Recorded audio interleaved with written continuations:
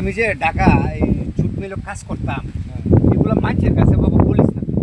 আরে অতীতের কথা বললা ঠিক না তো আসলে মানুষে বললে তো মনে করো খারাপ করবে। আমি এতদিন পরে ঢাকা থেকে আসছি, এগুলো বাণিজ্যের বিষয়, আমি তো ব্যবসা ধরে আসছি না, মানুষ বলবো অনেক বড় লোক, বুঝছো? এগুলো মানুষের কাছে বলিস না।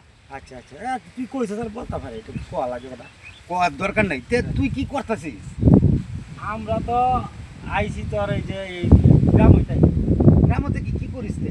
গ্রামতাই যে যে ধর সাধারণ মানুষ কাম কাজ করে তারা কই যাইব তো আমরা আমরা আমরা গ্রামের মধ্যে আমরাই বড় লোক যতটা আমরা বড় লোক কারণ আমরা তাই গ্রাম এই গরিব বাঙ্গাল রে সহায়তা লাগে তাই যে গরিবরা কিছু হেল্প করতে পারস না?